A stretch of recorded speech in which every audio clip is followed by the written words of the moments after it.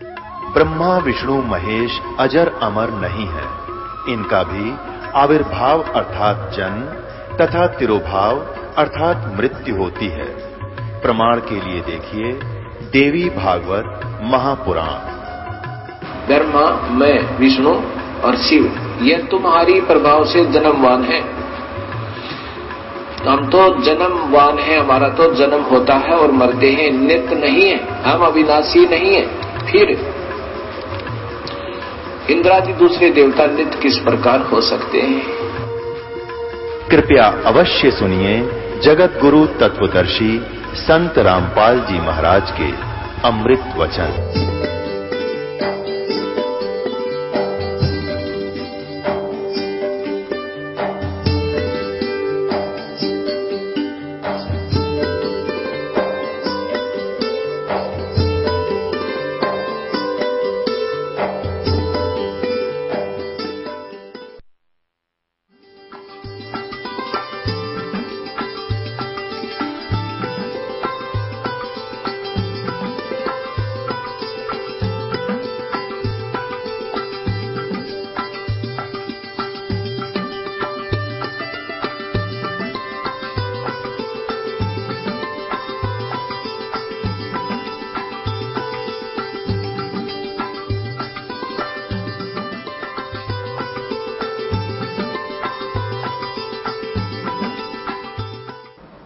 उसकी पत्नी ने पूछा कि आप क्यों रो रहे हो, लेकिन वो बोल नहीं सके, क्योंकि जब मन भर आता है आवाज निकलती नहीं, तो सच्चे दिल के अंदर जब रोना आता है।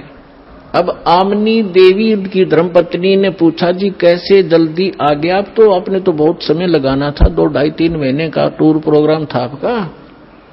वो बोल नहीं रहा, अंदर जाके अपने कमरे में मकान में ऐसे मुंदे मुंह गिर गया और ऐसे रोए जैसे बच्चों की मां बाप दोनों मर जाते हैं, बुरी तरह तरफ तरफ कर रोते हैं। आमनी ने सोचा, अपने मन में विचार किया कि हो सकता है मैं कंजूस हूं थोड़ी सी, ये दान धर्म घना करा करता है और मैं इसको टोका टाकी कर देती थी कि हिसाब का धर्म हुआ करता है, अब ज्यादा मत लुटाओ खजाना, बच्चे भी पालने हैं।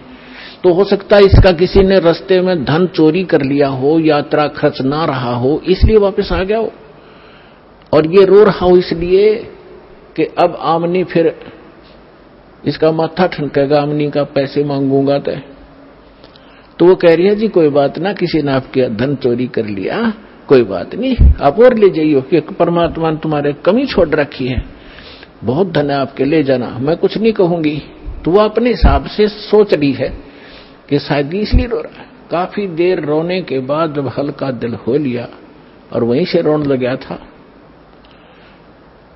तब धर्मदास ने कहा, आमनी मेरा धन अगर निकल जाता, चोरी हो जाता, मैं नहीं रोता और ले जाता तेरे को समझा बुझा के, लेकिन आज मेरा वो धन गुम हो गया, चोरी हो गया, शायद मुझे मिला नहीं, और वो नहीं मिलेगा तो मैं जीऊंगा नहीं, संसार में रह नहीं सकता। तूने सारी कहानी बताई, सारा कुछ बताया जो परमात्मा ने सृष्टि रचना सुनाई थी धर्मदास को। धर्मदास जी ने अपनी पत्नी को टू दी वर्ड सुना दी, वर्ड टू वर्ड सुनाई, सारी कथा बताई, नो घटना घटी। ऐसे महापुरुष मैंने हाथ लगा के देखा, उनके शरीर कति तो रुई जैसा था। आमनी कहने लगी, आप व्यापारी होकर के, आप लाला होकर के, सेठ होकर के सौदा चूक गए। रामकृष्ण से कौन सी अपनी रिश्तेदारी थी? इनका ज्ञान सुना था तो ये अच्छे लग रहे थे, इनसे श्रेष्ठ ज्ञान सुना आपने, सौदा क्यों नहीं करा, तरण क्यों नहीं पकड़ दिया, आपने वाद विवाद नहीं करना चाहिए था। धर्मदास कह रहा है कि इसीलिए तो रो रहा हूं, मेरी बुद्धि में पत्थर पड़ गए और इसलिए रो रहा हूं। मैं जिंदगी में पहली बार सौदा चुका हूं, जो घाटे का सौदा करके मैं घर आया हूं। दुर्भाग्य आ गया मेरा, उल्टे दिन लग गए मेरे, बहुत रो रहा है। 6 महीने हो गए रोते रोते। बाहर बैठ जा गली में, कोई काम नहीं, यूं देखे महात्मा वो फिर आ जा। बहुत दूर तक जंगल में देखने जाता है। एक समय पता लग गया कोई साधु संत गांव से बाहर जंगल में बैठा है, बड़ा विद्वान पुरुष है। कुछ आशा की किरण उगी, जाके दर्शन किए, दर्शन से नहीं पहचान हो सकती, साधु वेशभूषा बदल लेता है वो। प्रश्न ज्ञान से पता चलता है, उसने प्रश्न किया। अब धर्मदास जी ने प्रश्न किया कि महात्मा जी, ये ब्रह्मा विष्णु महेश के माता पिता कौन है, इनकी क्या जन्म मृत्यु होती है? तो वो महात्मा कहता है ये तो अजरो अमर है बच्चा, अपने किसने बहका दिया, ये सर्वेश्वर हैं, इनके कोई माता पिता नहीं, अजन्मा है, ऐसे है। उठ कर चल पड़ा कि नहीं, रॉन्ग नंबर है, तो इसको कुछ नहीं पता, ये तो खाकी आदमी है, वो नहीं है जिसकी मुझे तलाश है। उस ज्ञान से पता लगा। फिर रो बुरी तरह फैसला कर लिया, भगवान या तो मिल जा ना मरूंगा। तब उसकी पत्नी ने कहा कि ऐसे नहीं मरते, मरने से कौन सा मोक्ष हो जाएगा, आप बताओ ना। वो कुछ तो उन्होंने बोला होगा वार्ता में, तो परमात्मा ने प्रेरणा की, धर्मदास में प्रेरणा की। अको हो वो ये कह रहे थे कि जहां भी धार्मिक अनुष्ठान होते हैं, भंडारे होते हैं, साधु संत भक्त इकट्ठे होते हैं, वहां मैं पहुंच जाता हूं अपना ज्ञान सुनाने के लिए। तो आमनी बोली जी भंडारा ही कर दो फिर। उसने एक दिन का कहा था, आमनी ने, धर्मदास जी ने 3 दिन का रख दिया कि पता लगते लगते देर हो जाती है, तीसरे दिन तावेंगे। तो 3 दिन का भंडारा कर दिया, साधु संत भक्त आमंत्रित कर दिए, दूर दूर देश से आने लगे। तीसरा दिन चला गया, सभी साधु भक्त संत आहार करके जाते रहे। तीसरा दिन आफ्टरनून हो गया। अब धर्मदास ने फाइनल कर लिया, आज परमात्मा नहीं आए, यदि आज परमात्मा नहीं आए, फाइनल कर लिया कि फांसी खाकर मरूंगा आज, हृदय से कति फाइनल कर लिया। वो तो अंतर्यामी है, आज पक्का काम बिगाड़ेगा यू। उसी समय परमात्मा आगे और वहां से 50 गज की दूरी पर, 100-125 फुट की दूरी पर, 50-60 की दूरी पर एक कदम का पेड़ था। उस कदम के पेड़ के नीचे परमात्मा उसी रूप, जिंदा वाले रूप में वेशभूषा में बैठ गए। अब धर्मदास जी खाना उधर खिला रहा है भंडारे वालों को और देख रहा है इधर उधर, उनमें कोई था ही नहीं। वो ऐसे देखा सामने एक वृक्ष के नीचे वही जंदे का बदन शरीरम, बैठे वृक्ष कदम के तीरम। वही जिंदा महात्मा का शरीर और एक कदम के पेड़ के नीचे बैठे हैं। भाग्या गया दौड़ कर, शरणों में पड़ गया, बुरी तरह रोए, नो गले के लिपट गए।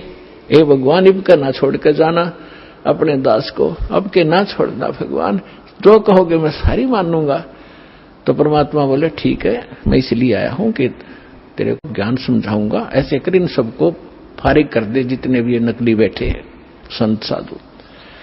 वो परमात्मा ने इसलिए कहा कि अगर मैं इनके सामने चर्चा करूंगा, मैं एक बताने वाला, ये 10 भरमाने वाले जो कहे झूठ बोल रहे, ये कहां से लिया ज्ञान फलाना, तो इस आत्मा को ये समझन नहीं देंगे।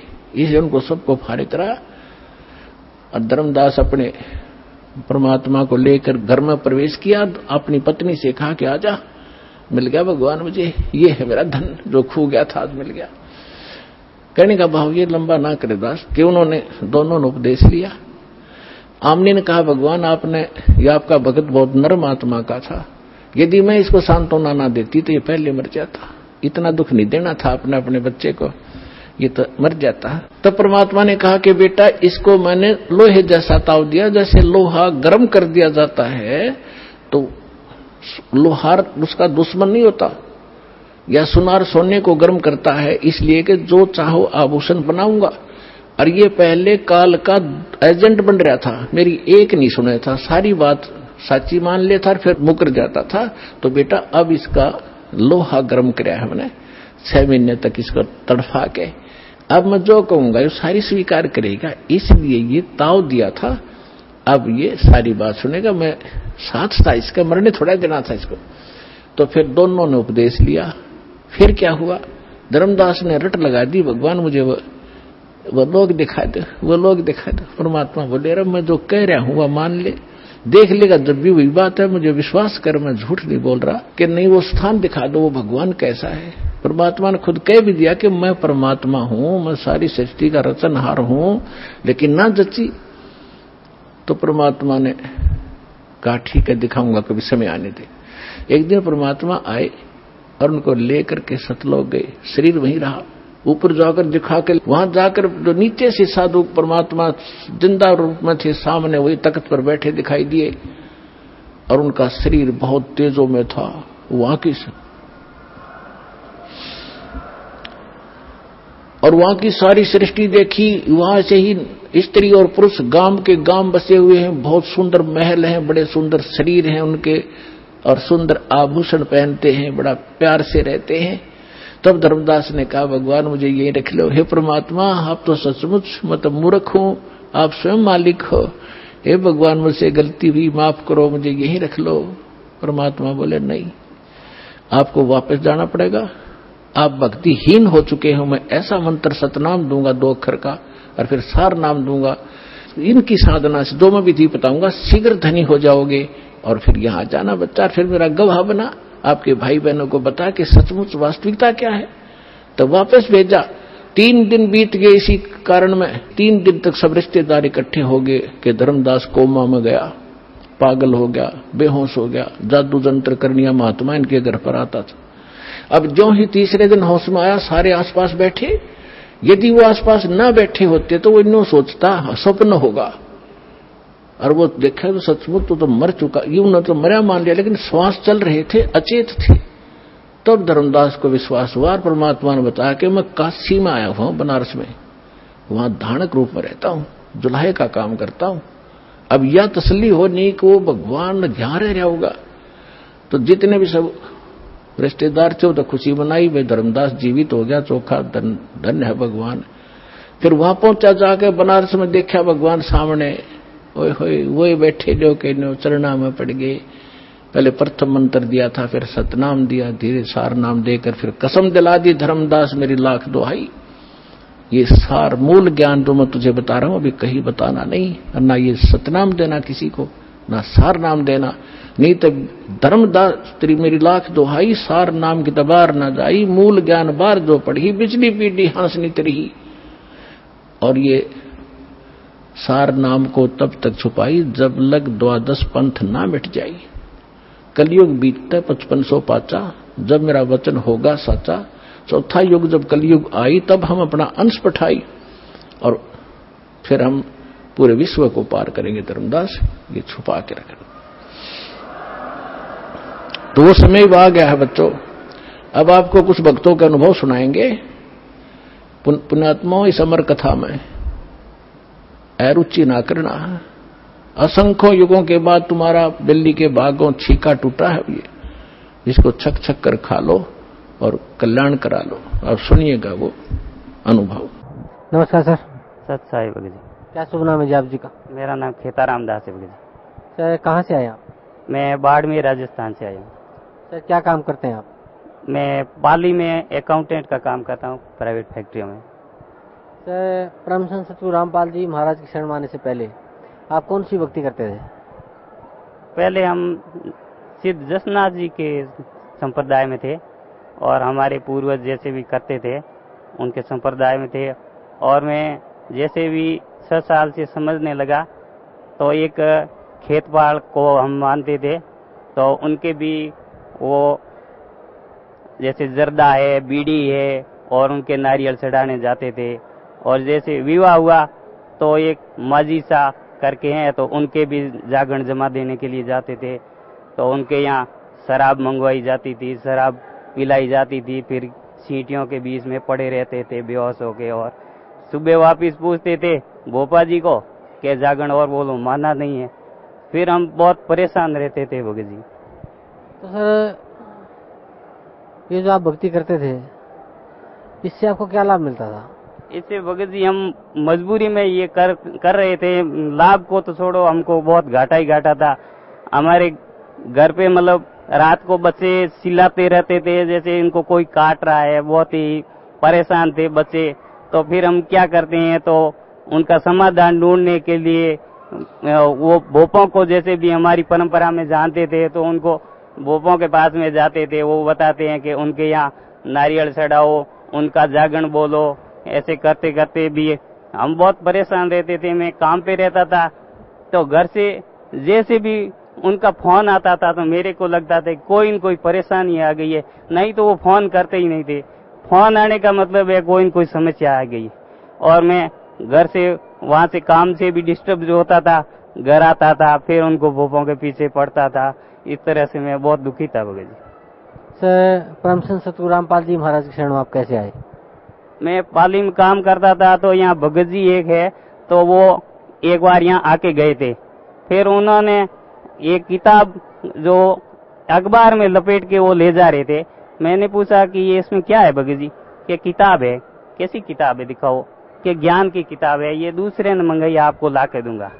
और मेरे को परमात्मा की दया से ये ज्ञान की किताबें मैं शुरू से ही पढ़ता था भगत जी। उसके अंदर मेरे को ये मालिक की दया है कि उस जो भी ज्ञान की किताब मिल जाती थी, जैसे जसनाथ संप्रदाय में है, तो उनके यहाँ भी जो भी किताबें मिलती थी 400-500 की जो भी वो किताबें मिलती थी, वो मेरे एक बक्सा भरा पड़ा था। मेरे पूरी जो भी किताबें वो पढ़ता ही रहता था। गीता जी पर भी पढ़ता था। मेरे को कोई समझ में तो नहीं आता था, फिर भी मैं पढ़ता था। तो वो भगत जी ने दूसरे दिन किताब ला के दी, ज्ञान गंगा, और मैंने ज्ञान गंगा में कंप्यूटर के टेबल के नीचे रख दी, भूल गया मैं। 3-4 दिन तक मैं पढ़ नहीं पाया। फिर भगत जी फिर मिले कि आपने किताब नहीं पढ़ी, वो बहुत अनमोल है। मैंने देखा भाई अनमोल किताब है तो मैं पढ़ूंगा जरूर। तब तक मेरी बुद्धि काम नहीं करती थी। अनमोल मैंने देखा कितने की है भगत जी? क्या 10 रुपये की थी। मैं क्या समझता, मैं तो ना समझता।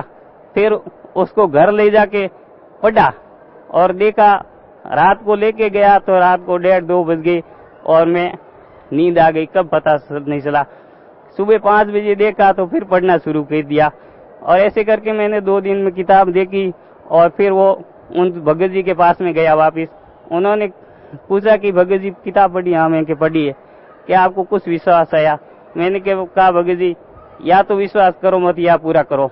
और तो क्या ठीक है भगत जी, आपको मैं कुछ इन सत्संग सुना दूंगा, मेमोरी में भर के दूंगा। फिर मेरे को सत्संग दी, और उसके बाद में 3-4 दिन बाद में कहा कि सत्संग चलोगे? मैं क्या चलूंगा। मैं वैसे भी मेरे को 1.5-2 महीने में गांव जाता था, तो मैंने सोचा गांव नहीं जाके इन भगत जी के साथ में चल के आ जाता हूँ। और मैं यहाँ आ गया। आया तो यहाँ की व्यवस्था देखी, एकदम बिस्तर वगैरह बिछे हुए, और ये इतनी अच्छी व्यवस्था थी कि मालिक मैंने यहाँ जिंदगी में भी कभी नहीं देखा था। उसके बाद में मैं सुबह उठा तो यह देखता हूँ कि ये कबीर साहब और गरीबदास जी महाराज, इनको मैंने कहीं न कहीं देखा है। और ये मेरे को बहुत मैंने याद करने की कोशिश करी, पर मैंने कहा इस जन्म में तो मैं कभी आया ही नहीं हूँ, ये मालिक की रजा है। उसके बाद में मैंने कहा कि मेरे को गुरुजी के दर्शन करने हैं, कि गुरुजी सुबह 10 बजे आएंगे। आप सुबह मेरे को नियम बताए और मेरे को कहा कि नाम उपदेश ले लो। मैंने नाम उपदेश ले लिए, और फिर गुरुजी के सत्संग हुआ। तो सत्संग में मेरे को इतना पूरा समझ में नहीं आया, कुछ कुछ समझ में आया। और फिर जैसे ही गुरुजी ने आशीर्वाद दिया, फिर मैंने उनको बता दिया, भगत जी के साथ में थे, कि अब ज्ञान समझ में अब आएगा। और वास्तव में मेरे को एक एक पॉइंट इतना समझ में आया, और गुरुजी की शरण में हूँ आज। जैसे पहले आप जो भी भक्ति करते थे उससे आपको कोई लाभ नहीं मिला, आपके घर में अशांति थी और आपको भी मानसिक अशांति थी, कि जैसे ही कोई फोन बता तो आप सोचते आपके घर से आ गया कोई और कोई बुरा समाचार होगा। फिर आप परम संत सतगुरु रामपाल जी महाराज की शरण में आए, तो जो भक्ति सतगुरु रामपाल जी महाराज ने आपको दी है, उस भक्ति से आपको क्या लाभ मिला? उस भक्ति से जैसे मैं तो अपने कल्याण के लिए नाम लेके काम पे वापिस चला गया, तो वहां से घर से कोई फोन नहीं आता था। तो मैं फोन करता था कि फोन नहीं आ रहा है, क्या बात है, कभी कोई तकलीफ तो ज्यादा नहीं है। फोन करता कि हमारे को कुछ भी नहीं है, सब सुख शांति है। फिर फोन करता कि हमारे सब सुख शांति है। मैंने कहा ये मालिक की रजा है, और एकदम आज दिन तक उनके कोई भी माता भी नहीं दूंगा, इतनी सुख शांति होगी घर में। और मालिक की दया से मैं वापिस यहाँ 3 दिन सत्संग सुना, और 2 दिन आने जाने में लगे, और 5वें दिन वापिस गया तो वहाँ मुनीम जी है, उन्होंने कहा कि भाई आपकी तबीयत कैसी है? मैंने कहा अभी मेरी तबीयत रेडी है, कोई तकलीफ नहीं है। क्या आप परसों कह के गए थे कि मेरी तबीयत खराब है, 2 दिन बाद में आऊँगा। मैंने कहा अभी मैं तो 5 दिन से सत्संग में जाके आ रहा हूँ, 2 दिन कौन आया? क्यों? वो कहे यार क्यों मजाक करते हैं? मैंने कहा ये मजाक नहीं है, ये हकीकत है। मजाक आप याद करो। क्या मैं बिल्कुल याद कर रहा हूँ, आपको याद नहीं है। फिर मैंने भगत जी को बताया कि मालिक परमात्मा ही काल के जाल से छुट्टी दिलवाते हैं। सर, भक्त समाज को क्या संदेश देना चाहते हैं आप? भगत समाज को यही संदेश देना चाहते हैं कि ये अपने शास्त्रों के अनुसार भक्ति है और परमात्मा खुद आए हुए हैं। और अब जैसे भी मैं भटक रहा था और दुखी भी था, यहाँ आके सब सुख शांति मिली है और सतलों का रास्ता भी मालिक ने बताया है। और यहाँ से पूरे जगत का कल्याण करने के लिए परमात्मा आए हुए हैं। अगर इनके शरण में आएंगे तो आप इतना सुख पाएंगे कि अभी सपने में भी सोच नहीं सकते थे। और नहीं तो ऐसे ही भटक रहे हैं और दुख पा रहे हैं, उनसे कोई आना जाना नहीं है। इसलिए सभी भगत आत्माओं से मेरी प्रार्थना है कि सतलोक आश्रम बरवाड़ा, जिला हिसार, हरियाणा में आए और नाम उपदेश लें और अपना कल्याण करवाएं। धन्यवाद आपका, बहुत बहुत। परम पिता परमात्मा पूर्ण ब्रह्म सारी सृष्टि के रचनहार कबीर परमेश्वर जी की असीम रजा से आप सभी पुण्यात्माएं परमात्मा की अमर कथा सुनने के लिए उपस्थित हुए। पुण्यात्माओं, सौभाग्य आपका, आपको ऐसे समय में मनुष्य जीवन प्राप्त है जो समय बहुत ही मुश्किल से सुलभ होता है। आप जी अभी अध्यात्म मार्ग से परिचित नहीं हैं। आपके शुभ संस्कार आपको यहां लाए हैं। अब धीरे धीरे आप इस ज्ञान से परिचित होते जाओगे। आप उस गए हुए समय को बहुत पछताओगे। सारा जीवन हमारे पूर्वज दादे परदादे इस रोजी रोटी के लिए ही पचकर मर गए। अंत में सभी कुल के कुल नाश हो गए और आज वो ना जाने किस प्राणी के शरीर में आज वो कष्ट उठा रहे होंगे।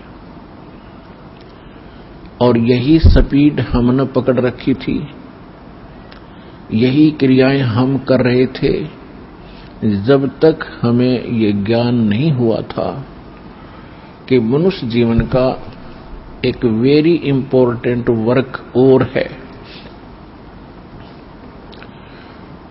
और जो वेरी इंपॉर्टेंट काम था, घना जरूरी कार्य था मनुष्य जीवन का, उसको तो हम एक एक्स्ट्रा सा काम मान रखा था। 6 महीने में कभी चले गए अपने इष्ट धाम में, कोई त्योहार आया उस दिन कोई प्रसाद बना लिया और खा लिया, कभी थोड़ी बहुत कोई आरती मंत्र जैसे भी प्राप्त थे कर लिए। ये न तो कोई भक्ति थी, क्योंकि शास्त्र विरुद्ध होने से वो भक्ति भी नहीं थी, और न ही हमारी विशेष रुचि थी। आत्मा परमात्मा के बिना तड़पती रहती है, इसलिए वो कभी अंगड़ाई लेती थी तो काल ने ये 36 जाल बना रखे हैं। कोई तीर्थ बना दिया, कि तो मंदिर बनवा दिया, कहीं पर ये नकली संत बैठा दिए उवाबाई बकने वाले, तो हम वहां जाकर अपनी आत्मा को संतोष दिलाते थे कि हमने मत्था टेक लिया, 5:15 का प्रसाद बांट दिया और नाम ले लिया गुरुजी से, हमारा कल्याण हो ही जाएगा। ऐसा नहीं था। ये सब काल की भूल भुलैया और हमारे अध्यात्म अज्ञान का ही परिणाम था। तो यहां आने से आपको सबसे पहले अध्यात्म ज्ञान से परिचित कराया जाता है। इसके साथ साथ आप पर आने वाले सभी संकटों का भी निवारण परमात्मा करेगा, क्योंकि आप उसके बच्चे हो। आप उसके बेटा बेटी हो। यदि पिताजी समर्थ है, सक्षम है, और बेटा या बेटी किसी कारण से भी गलती कर देते हैं, उनको कोई हानि हो रही है, तो क्षति पूर्ति पिता तुरंत कर देता है। यदि वो पुत्र और पुत्री भविष्य में माता पिता के अनुकूल चलना का वायदा करे। इसी प्रकार हम बिगड़ गए हैं, अपने परमात्मा पिता से विमुख हो गए थे, और इस काल के जाल में फंस के हम अनेकों कष्ट उठा रहे हैं। जिसमें हम परमात्मा के पुनः समर्पित हो जाएंगे, वो हमें फिर सभी सुख देगा, उस पिता की तरह जो अपने संतान को देता ही है। तो आपके ऊपर एक विशेष रहम किया है दाता ने, ऐसे समय में मानुष जीवन दिया, और फिर पिछले शुभ संस्कार आपके यहां प्रेरित करके लाए हैं। यहां पर कोई भी पुण्यात्मा भले ही कोई किसी रोग के कारण आया है, कोई अन्य संकट निवारण के लिए ही यहां पहुंचा है, उसके लिए वो दुख, वो कष्ट, वो संकट एक वरदान सिद्ध होगा, यदि वो इस मार्ग पर ढंग से समझकर टिका रहा तो। क्योंकि कोई भी ऐसी वस्तु नहीं होती जो तुरंत कर दी जावे। एक संकट आपका आशीर्वाद से निवारण कर भी दिया और आप संतुष्ट हो गए, चले गए, फिर आए नहीं, वो तो एक का दुख दूर हुआ। आपके जीवन में ना जाने कितने संकट और आने शेष हैं, और यहां आते रहोगे तो उन सभी का निवारण सहज में होता रहेगा। आपको पता भी नहीं चलेगा कि कोई आपत्ति हमारे पर आनी थी। उसको परमात्मा पहले ही दूर कर देगा। किनके संकट दूर करेगा? जो परमात्मा पर समर्पित हो जाएंगे। समर्पित हमने कैसे होना है? जैसे पतिव्रता स्त्री अपने पति के अतिरिक्त किसी अन्य पुरुष में कभी भी पति वाला भाव नहीं करती, तो उसका पति उससे विशेष प्रेम करता है, विशेष उसका ध्यान रखता है। तो हम अपने पति से, अपने मालिक से, अपने स्वामी पूर्ण परमात्मा कबीर देव से हम दूर हो चुके हैं। हमने यहां आकर के 36 खत्म कर लिए। कैसे कर लिए? कभी हम शिव की पूजा करते हैं, उसको मालिक मान बैठते हैं। कभी हम गणेश को मालिक मान बैठते हैं। कभी हम विष्णु जी को, कभी हम अन्य देवी देवताओं या गांव के किसी भैरव भूत बेतालों को। और ये ऐसे सक्षम नहीं हैं जो हमें कुछ सुख दे सके।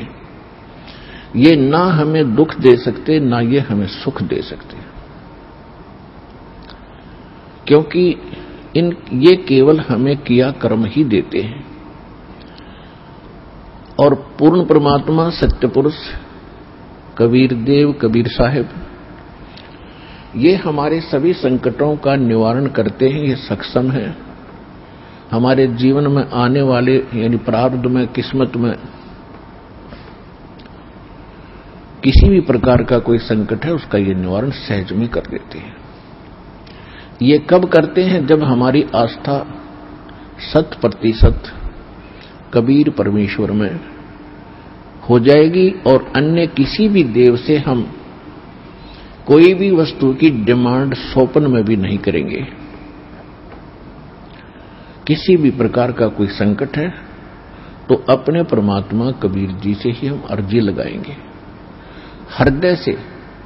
कुछ समय के बाद आपका स्वभाव बन जाएगा इस ज्ञान और समाधान और इस भक्ति के कारण कि आप पर कुछ भी आपत्ति आवेगी, आप केवल हे बंदी छोड़, हे परमपिता परमात्मा कबीर साहिब, आपके मुख से यही निकलेगा। तो उस समय परमात्मा आपके साथ हो लिया।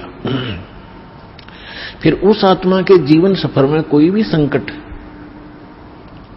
सफर के अंदर कांटे होते हैं रास्ते में, तो हमारे जीवन सफर में कोई भी कर्म पाप कर्म रूपी कांटा होगा तो वो परमात्मा ऐसे बुहार देगा जैसे पति भरता जमी पर जो जो धर है पाँव, समर्थ झाड़ू देत है ना काटा लग जावे।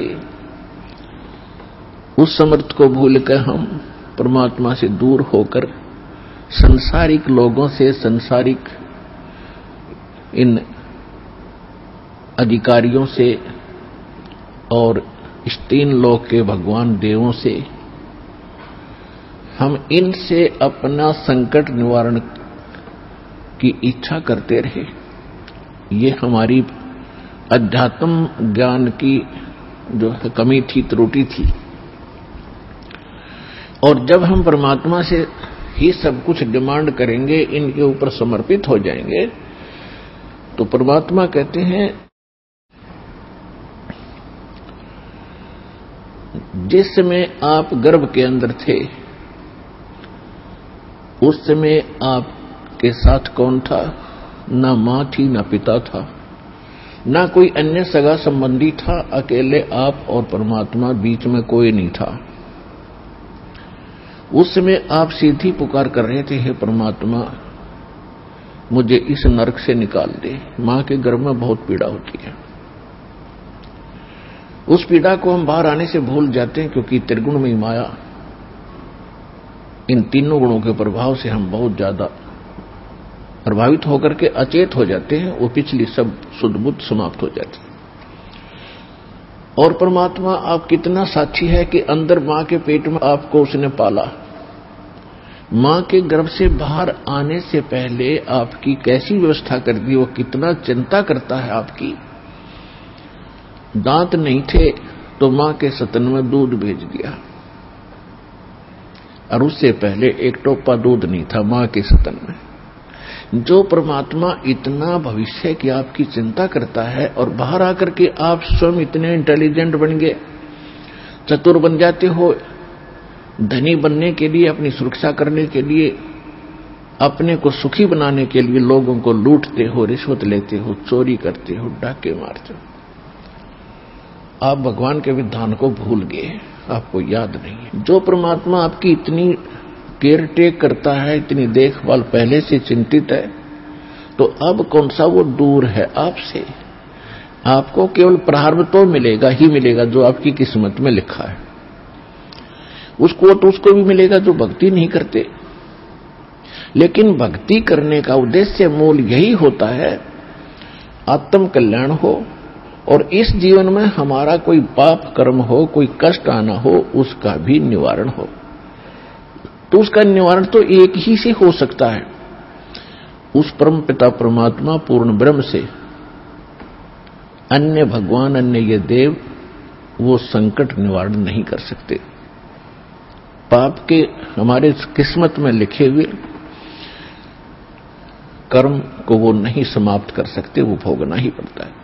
केवल कबीर देव, कबीर साहब, ये हमारे इन पाप का नाश कर सकता है, हमारे जीवन को सुखी कर सकता है। तो क्या बताते हैं, उस समर्थ की रीझ छुपाई, अब कुल कुटुंब से राता, गर्भ के अंदर बचन भरे थे, कहां गई वो बात।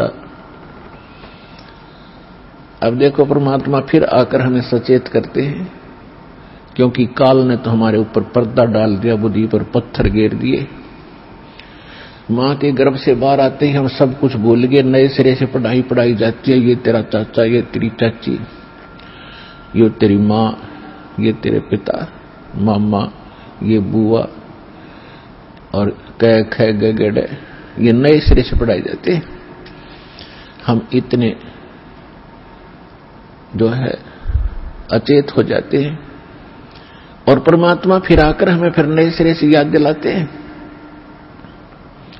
कि उस समर्थ की रीझ छुपाई। उस समर्थ ने आपके ऊपर प्रसन्न होकर के आपकी प्रार्थना सुनी। रीझ माने खुश होकर के आप पर जो रहम किया, वो रीझ आपके ऊपर प्रसन्न हुए। उस समर्थ की रीझ छुपाई, वो भूल गया तो उस मालिक के उस रहम को। अब कुल कुटुंब तय राता, अब भूल गया ये तेरा बेटा या कोठी या कार ये मेरा, ऐसे वैसे सारा दिन इसी भूल भुलैया में जीवन नाश कर रहा है। और गर्भ के अंदर वचन भरे थे, कहाँ गई वो बात। अब परमात्मा याद दिलाते हैं, अब कहाँ गई वो तेरी बात। जब नू कहा था मां के पेट में कि हे परमात्मा एक बार मुझे बाहर निकाल दे, कभी भी गलती नहीं करूंगा, आपकी याद गणी रखूंगा और आप पर पूरा विश्वास करूंगा। निर्वाह के लिए कार्य करते समय भी आपकी याद कभी नहीं भूलूंगा। और अब हम क्या करते हैं, केवल सांसारिक इन कार्यों में सारा जीवन लगाते हैं। भगवान की याद तो कभी कोई चर्चा करता तभी आती है, ना तो स्वप्न में भी ना आती है हमारे को। तो उसके लिए क्या बताते हैं कि वो परमात्मा जब आपको मां के गर्भ में भी सुरक्षित रखता है, आपके बाहर आने से पहले आपके आहार के लिए मां के स्तन में दूध भेजता है, तो आगे आने वाले जीवन में जो तूने जैसा किया है उसमें क्या वो कमी करेगा। तो इस आधार से भी हमने उन बुराइयों से हट जाना चाहिए जो हम स्वयं धनी बनना चाहते हैं। चोर मिलावट करके, झूठ बोल के, चोरी करके हम इस तरह जो धनी बनना चाहते हैं, रिश्वत लेकर, तो ये हमारी भूल है। ये पैसा ऐसे एकत्रित किया हुआ आपके पास नहीं रहे। परमात्मा आप पर रहम करेगा और उसकी भक्ति सत्य करोगे तो जो प्रारब्ध है वो तो आपका मिलेगा मिलेगा, लेकिन उस प्रारब्ध के अंदर जो काटे हैं कर्म के वो नहीं दुख देंगे। और फिर प्रारब्ध से अधिक भी देगा, क्योंकि परमात्मा के पास वो समर्थ है, वो उनके पास एक वीटो पावर है, वो केवल कबीर साहब के पास है। जैसी आपकी श्रद्धा और लगन देखेगा, विश्वास और दृढ़ता देखेंगे, तो आपको किस्मत से अधिक भी देंगे, अच्छा भी देंगे, और आपके पाप रूपी कर्मों के कांटों को भी वो पहले ही निकाल देंगे। आप तक तो आने भी नहीं देंगे। वो जब आप पर समर्पित हो जाओगे उनके ऊपर कैसे समर्पित होंगे, और फिर वो कैसे करेगा। जो पति भरता पति से राती, आन पुरुष नहीं भावे, बसे पीहर में सुरत प्रीतम में, ऐसे जान लगावे। कि जैसे पतिव्रता अपने पति से ही लीन रहती है, आन पुरुष अन्य पुरुष नहीं भावे, उसके मन में स्वप्न में भी नहीं आता अन्य पुरुष के प्रति कोई भी कुविचार। और यदि वो लड़की अपने मां के चली जाती है तो भी अपने पति की सुध वो मुख से नहीं बोलती, लेकिन अंदर से वो नहीं भूल पाती। ऐसे ही आप उस परम पिता पर आश्रित हो जाओगे। कहीं पर भी आप काम कर रहे होगे, किसी भी फील्ड में, चाहे दुकान, मजदूरी, किसानी या नौकरी, तो आप उसी लड़की की तरह उस पर अपने पति यानी कबीर भगवान को, परमात्मा को, उस मंत्रों को, उसके रहम को आप कभी भूल नहीं पाओगे। तो उस समय आपका नाता उस परम पिता से जुड़ चुका है। यदि आप पल पल पर भूल जाते हो, याद नहीं रहती है भगवान की मेहर, तो अभी आपकी समर्पण भाव में कोई कमी है, जिस कारण से भगवान ने आपको दृढ़ता से नहीं पकड़ा है। तो जब आपको परमात्मा दृढ़ता से कैच कर लेगा, आपकी सच्चा समर्पित भाव देख लेंगे, वो तो अंतर्यामी है। तो उस समय कहा है कि जैसे पतिव्रता जमीन पर और जो जो धर है पांव, जितने कदम रखती है, समर्थ झाड़ू देत है, ना कांटा लग जाए। इतना दयालु है ये कबीर भगवान।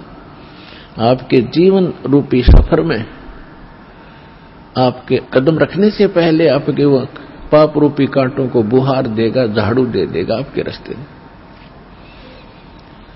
कि कहीं मेरी प्यारी आत्मा को यो कांटा ना लग जाए।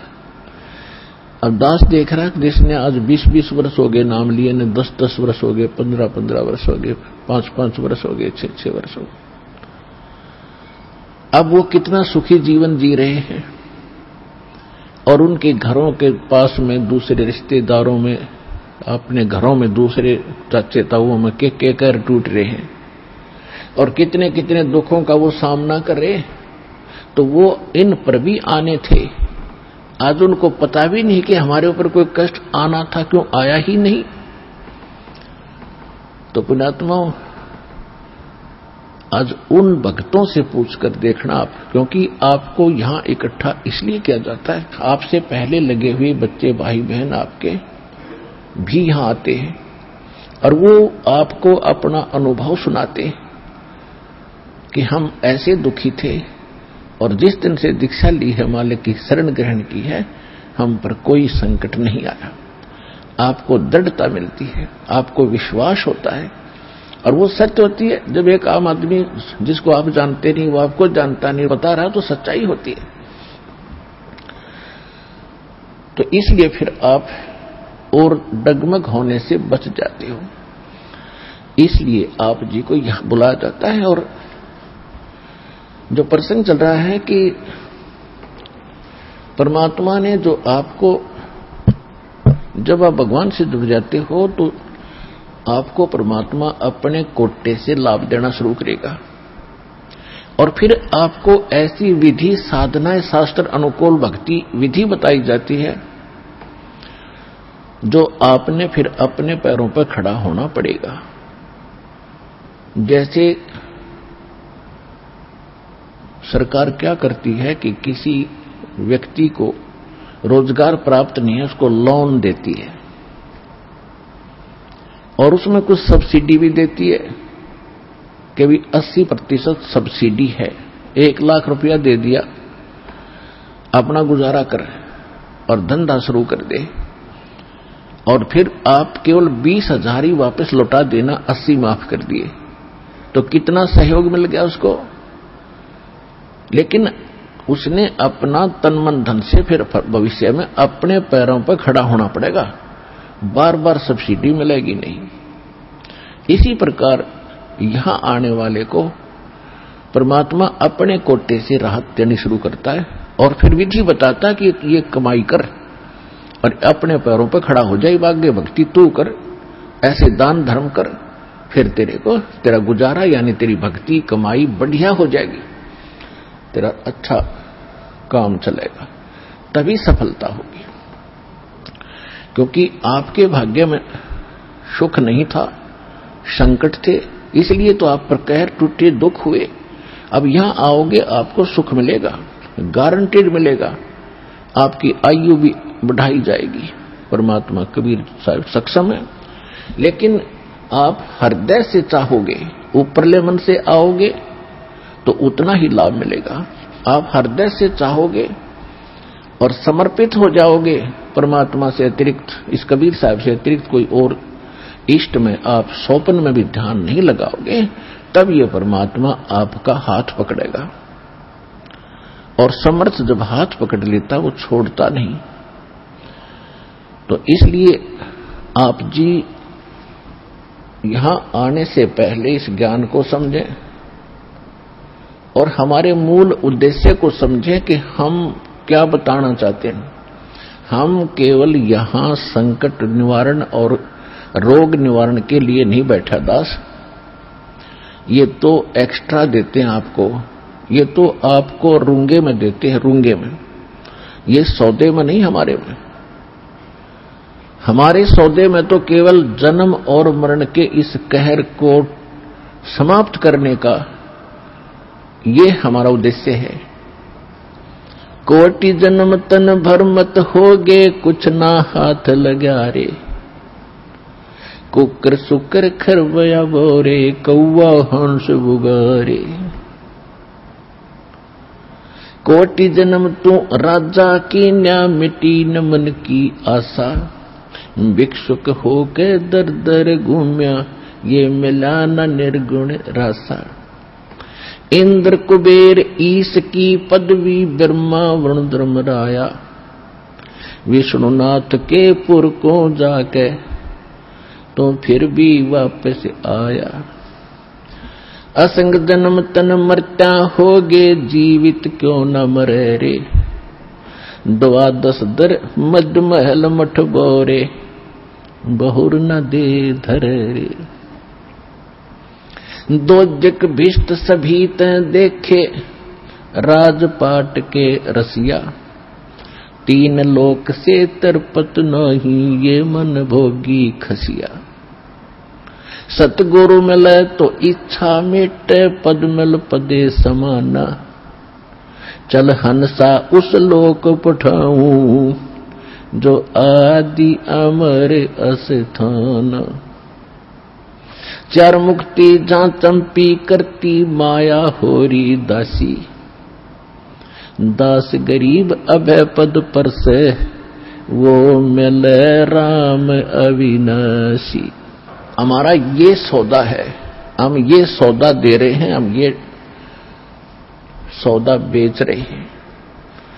कोटि जन्म तो भ्रमत हो गए, और कुछ नहीं हाथ लगा रहे।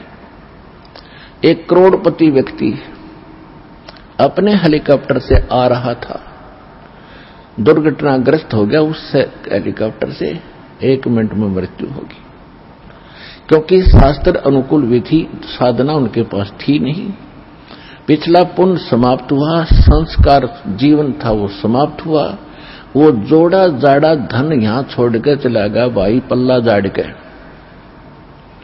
और अब क्या बनेगा? फिर पीछे तू पशुआ की जय, गद्दा बैल बनाई। ये 56 भोग कहाँ मन भोरे, की तकुरडी चरने जाई। ओए पुण्यात्माओं, कलेजा फट जाए मानस का जब थोड़ी सी होश हो तो। और शोधी आवेगी, ज्ञान आएगा, अकल आवेगी इस ज्ञान के सुनते। और ये ज्ञान सतगुरु दे सकता, पृथ्वी पर कोई दे नहीं सकता। और सतगुरु वर्तमान में इस दास के अतिरिक्त 21 ब्रह्मांड में नहीं है।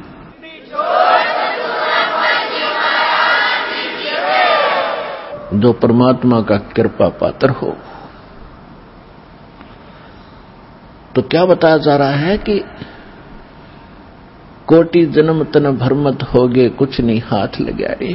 कुकर कुत्ता, शुकर सुअर, खरगदा और कौवा हंस बुगारे, ना जाने कितने पशु पक्षियों के शरीर आपने धारण किए, कितने कष्ट उठाए। राजा भी बना, देवता भी बना। आप जी को दास ने बहुत बार दिखाया है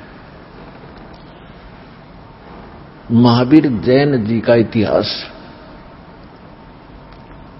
वो 60 करोड़ बार गधा और 30 करोड़ बार कुत्ता, ओए होए, और ना जाने घोड़े बिल्ली नपुंसक करोड़ों बार बना। और कुछ बार राजा भी बना, 80 लाख बार देवता भी बना। 80 लाख बार 80 लाख बार देवता बना और 60 करोड़ बार गधा बन गया। गधा तो एक बना बतेरा, सारी अकड़ निकल जा जीव की। तो खाक देवता बना, फिर गधा बन के खड़ा हुआ। What is this? ये काल की भूल भुलैया, मूर्ख बना रखे अपने को। यहां मेहनत करो, मजदूरी करो, साधना करो, और ऊपर काल के होटल में उसका नाश करके, काल ने होटल खोल रखे ऊपर स्वर्ग इन सभी देवताओं ने, और आपके से ही टैक्स लेकर आपसे एक्स्ट्रा चार्ज कर करके ये मनमान्य रेट लगाते हैं। वहां पर आपकी पूंजी से अपना गुजारा कर रहे हैं। यह सारा कंजूस देश है, कंजूस लोक है, यहाँ कोई भी सक्षम नहीं है। एक ही स्थान है जिसमें किसी चीज का अभाव नहीं है, वहां कोई टैक्स नहीं है, वहां कोई कष्ट नहीं है। ये 5 तत्वों से बना हुआ शरीर नहीं है, वो बिना नाड़ी का शरीर एक तत्व से बना हुआ है। उसमें वर्ग अवस्था नहीं है, उसमें मृत्यु नहीं है, वह सारे भरे भंडार है। अब जैसे आप यहां आते हो, सतलोक आश्रम बरवाला, जिला हिसार हरियाणा में, आप यहां सारा दिन देखते हो कैसे आपका टाइम जाता है। सत्संग होता है 2 समय, बाकी सत्संग होता है 4 घंटे 5 घंटे में, और बाकी 19 घंटे आप 6 घंटे सो भी लेते हो। बाकी समय कितना जाता है आपको पता भी नहीं चलता, कब रात हुई कब सुबह हुआ। कभी चर्चा करते हो अपने भाई बहनों से, कभी भगवान की चर्चा करते हो, कभी सिमरन करते हो, समय गया। और यहाँ बना बना सारा सामान आपको तैयार मिलता है, ना कोई टेंशन किसी प्रकार की। तो यहाँ तो शरीर 5 तत्वों का आपका इस करके पूर्ण शांति नहीं मिल पाती, क्योंकि एक तो आहार बिगड़ गया हमारा। आहार कैसे बिगड़ गया कि जितना भी आज अन्न बनता है इसके अंदर किस प्रकार के खाद डाले जाते हैं, और फिर उनको खाकर हम शरीर में हमारे एक विशेष बेचैनी सी सबका बनी रहती है। और वहां ऐसा शरीर नहीं है, इतनी शांति, परम शांति है वहां पर उस सतलोक के अंदर। तो वहां आपको सारी चीज बनी बनाई मिलेंगी, जो भी इच्छा करोगे जिस भी प्रकार की जो खाद्य पदार्थ वहां उपलब्ध है, आपको 1 सेकंड में वही उपलब्ध हो जाएंगी।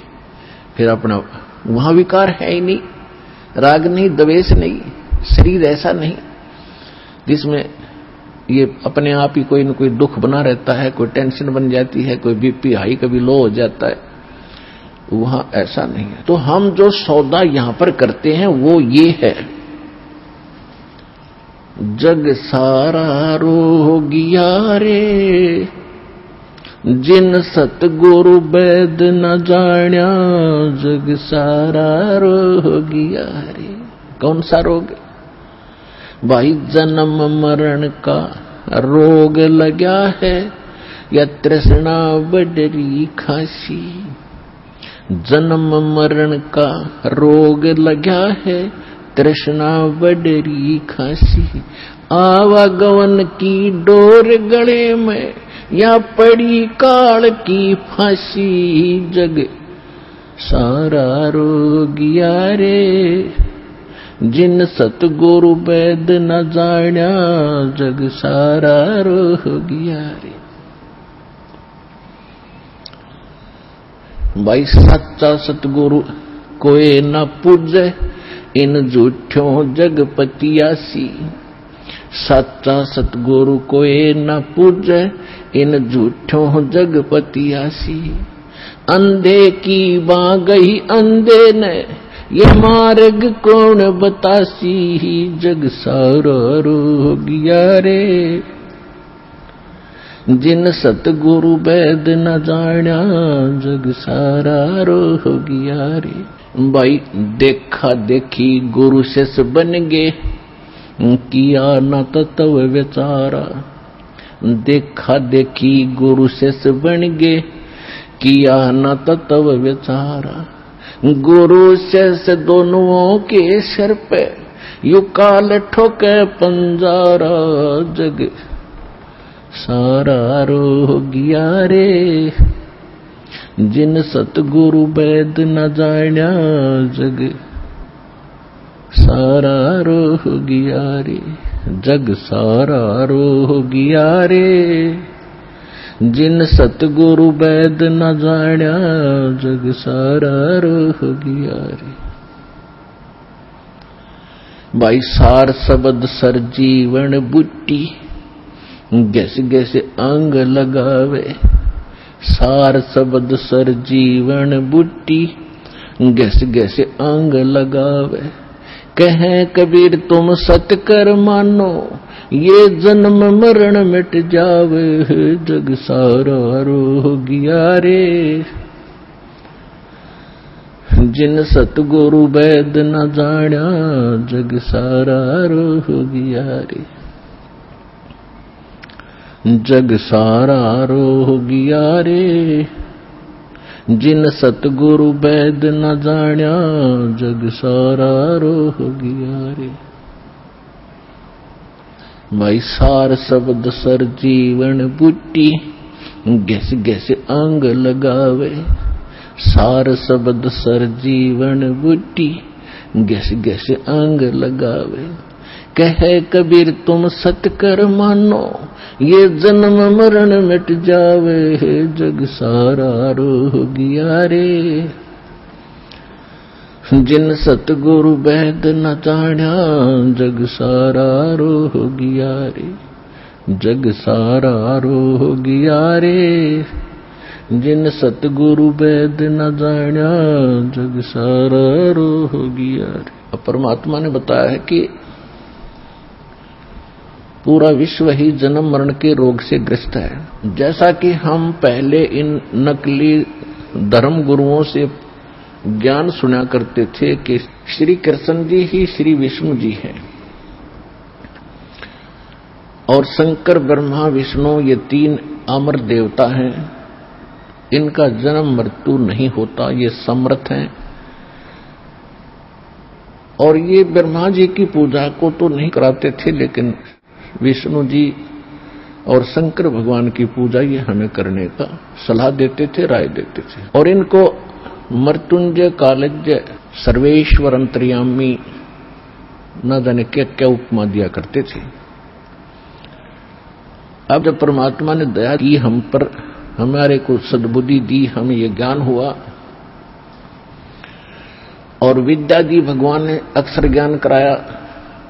अब हमने जब सदग्रंथों को देखा परमात्मा के उस ज्ञान की रोशनी में, उस तत्व ज्ञान से जब इनको जांचा तो क्या पाया?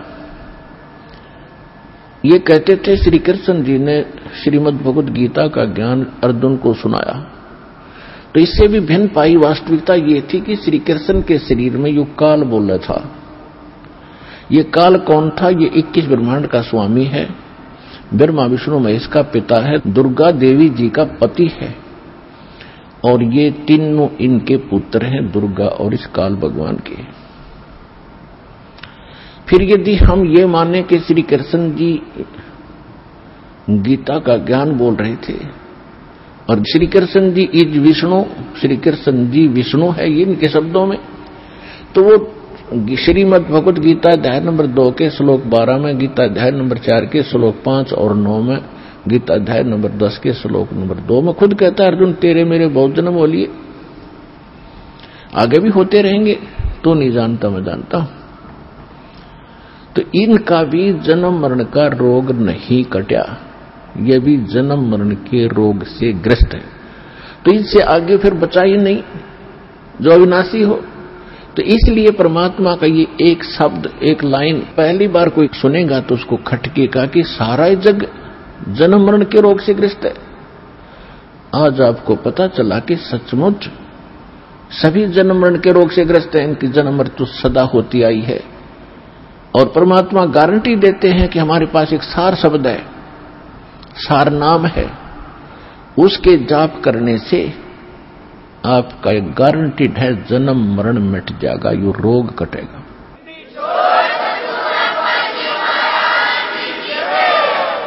ये जड़ी, ये औषधि, ये सर्जीवन बूटी अभी तक प्राप्त नहीं थी, और जिन महापुरुषों को मालिक ने प्राप्त कराई उनसे वचनबद्ध कर दिया था कि अभी इसको नहीं बताना, नहीं तो काल के दूत भी यही ज्ञान और यही भक्ति बताएंगे, और इनके द्वारा दिए गए ये मंत्र, ये जड़ी काम करेगी नहीं, क्योंकि अधिकारी नहीं है। अधिकारी के बिना कोई भी कार्य सफल नहीं होता, ये आपको खूब पता है। तो परमात्मा कहते हैं कि धर्मदास मेरी लाख दुहाई, और ये सार नाम, सार शब्द कहीं बाहर ना जाए। सार शब्द बाहर जो पढ़ी बिचली पीढ़ी हंस नी तरही, इस सार शब्द को तब तक छुपाई जब तक 12 पंथ मिट जाए। ये कलयुग बीते 5500 पांचा, तब ये मेरा वचन होगा सच्चा। क्या कि चौथा युग जब कलयुग आई तब हम अपना अंश पठाई, और काल फंद छूटे नर लोई, सकल सृष्टि परवानी कोई, ये वचन कहे थे भगवान ने। तो धर्मदास जी से परमात्मा कहते हैं ये जो मैं आज बोल रहा हूं कि मैंने काल से कहा था कि कलयुग में मैं अपना एक दास भेजूंगा, अपना वेरी इंपॉर्टेंट हंस भेजूंगा, अंश भेजूंगा, और सारी सृष्टि नाम लेगी, सबके ये काल के फंद टूटेंगे। और ये मेरा वचन कब सच्चा नजर आएगा? जब तक वो समय नहीं आएगा तब तक मेरी इस वाणी को कोई समझेगा नहीं, किसी का विश्वास नहीं होगा कि सारा एक का भक्ति करेगा, एक का भगवान की। तो परमात्मा ने निर्णय कर दिया था कलयुग बीतता 5500 पाचा, जब यो वचन मेरा होगा साचा।